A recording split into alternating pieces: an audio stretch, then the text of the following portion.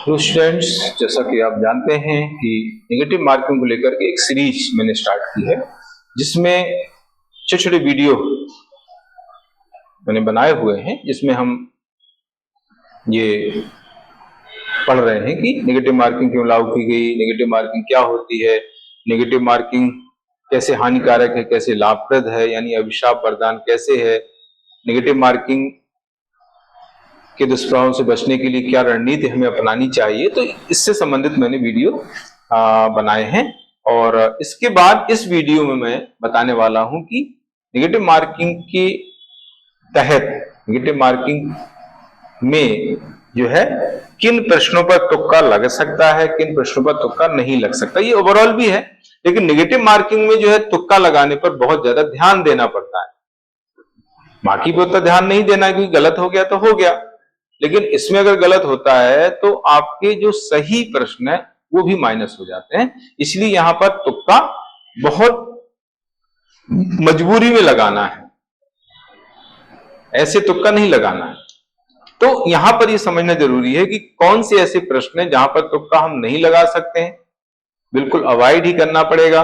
कौन से ऐसे प्रश्न हैं जहां पर तुक्का लग सकता है, तो वो हमें यहां पर बात करना है। ठीक है, कुछ प्रश्नों पर तुक्का लग सकता है, कुछ पर नहीं लग सकता है।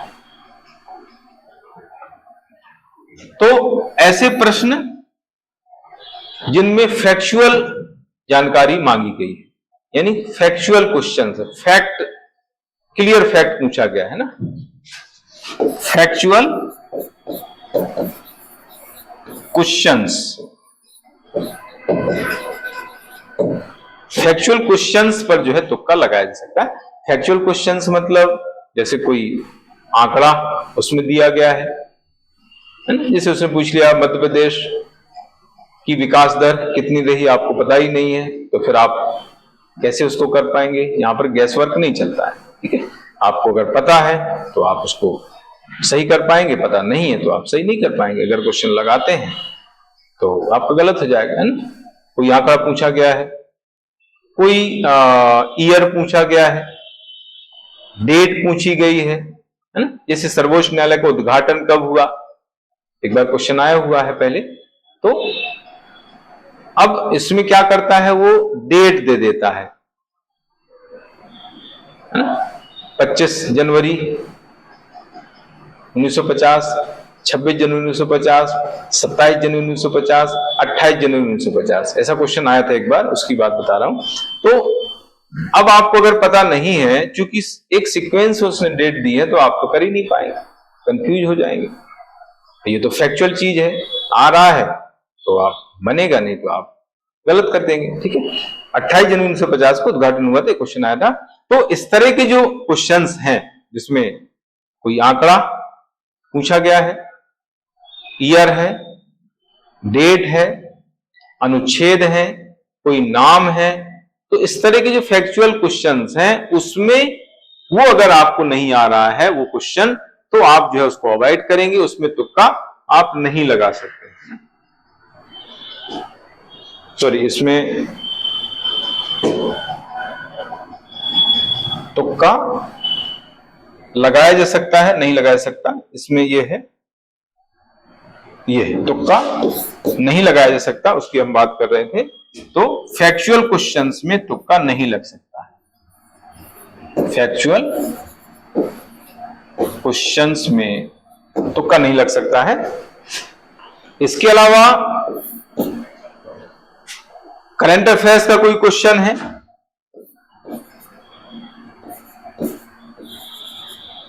करंट अफेयर्स के questions,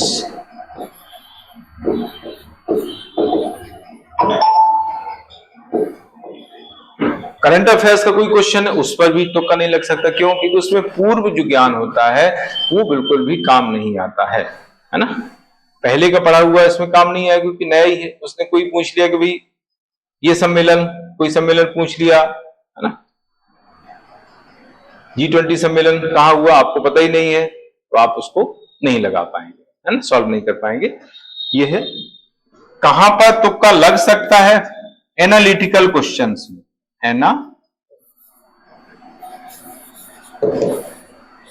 analytical questions, analytical question जो होते हैं वहां पर तुक्का लग सकता है। कैसे लग सकता है?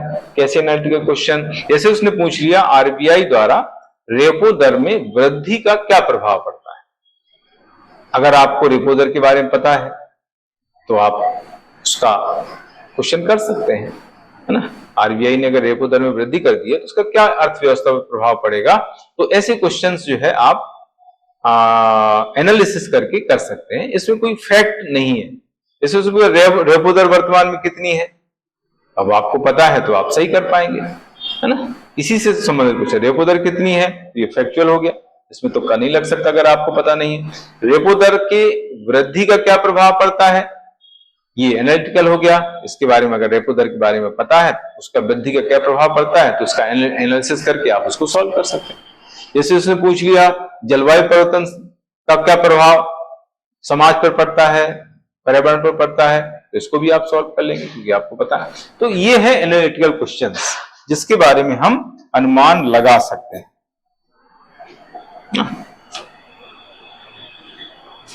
इसके अलावा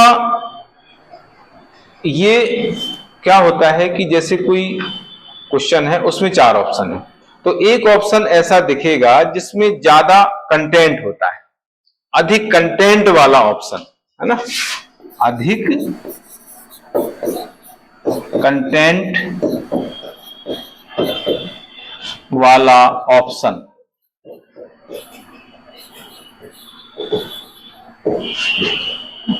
जिसमें ज्यादा कंटेंट है, बड़ा है ऑप्शन, तो वो नॉर्मली जो है सही माना जाता है। ये मैं एक अनुभव से बता रहा हूं, ऐसा जरूरी नहीं कि वो सही ही हो, है ना। कभी ऐसा क्वेश्चन आए और आपने लगाया और कभी गलत हो गया तो आप कहेंगे सर ने ऐसा बोला था, गलत हो गया हमारा। तो ऐसा हमेशा सही नहीं होता है ना। कभी कभी ऐसे आंसर सही हो जाते हैं, है ना। मतलब ये यूनिवर्सल ट्रुथ नहीं है, सार्वभौमिक सत्य नहीं है, लेकिन ज्यादातर ये देखा गया है कि जो बड़ा ऑप्शन होता है किसी क्वेश्चन का उसको ज्यादातर सही किया जाता है, मतलब सही रहता है ना। इसके अलावा ये मैंने पहले भी चीजें बताई हैं, ट्रिक्स वगैरह, कि जैसे 4 ऑप्शन है, उन 4 ऑप्शंस में जो है किसी ऑप्शन में कोई ब्रैकेट में लिखा हुआ है, 4 ऑप्शन में कोई ब्रैकेट में कुछ लिखा हुआ रहता है, तो वो ब्रैकेट में इसलिए लिखते हैं कि उस ऑप्शन को क्लियर करने के लिए, क्लियर हो जाए, तो वो ब्रैकेट वाला जो ऑप्शन होता है वो नॉर्मली सही माना जाता है। इसमें भी जो है कुछ अपवाद हो जाते हैं, ये भी सार्वभौमिक सत्य नहीं है, इसमें भी कुछ गड़बड़ हो सकती है, फिर आप बोलोगे कि सर ने ऐसा बोला, लेकिन नॉर्मली देखा गया है कि वो सही निकलते हैं। पहले क्या होता था, उपरोक्त सभी वाले आंसर भी सही होते थे, है ना, लेकिन 1-2 साल से जो है आयोग ने गड़बड़ कर दी, है ना। उपरोक्त सभी वाले आंसर अब सही नहीं होते हैं, पिछले बार ही काफी गलत हुए लोगों के, क्योंकि अब यहाँ पर ट्रेंड है कि उपरोक्त सभी है मतलब वो सही हो जाएगा, लेकिन ऐसा अब जरूरी नहीं है, नॉर्मली सही होता है, लेकिन कभी कभी जो है उपरोक्त सभी वाला आंसर गलत भी हो जाता है। तो ये कुछ चीजें हैं जो आप उसको गैस कर सकते हैं।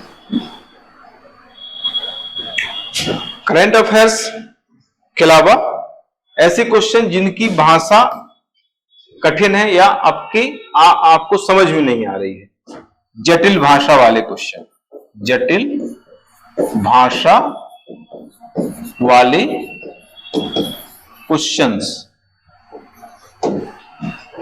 जिनकी भाषा जटिल है उनको जो है अवॉइड करना है, क्योंकि आपको लैंग्वेज ही नहीं समझ में आ रही है, फालतू उसमें समय देने की जरूरत नहीं, समय खराब होगा और आप क्वेश्चन सॉल्व कर ही नहीं पाएंगे। तो जटिल भाषा वाले क्वेश्चंस जो है आपको अवॉइड करना है। ज्यादा नॉलेज, आपसे ज्यादा, मतलब आपका नॉलेज उतना नहीं है ना, आपसे ज्यादा ज्ञान,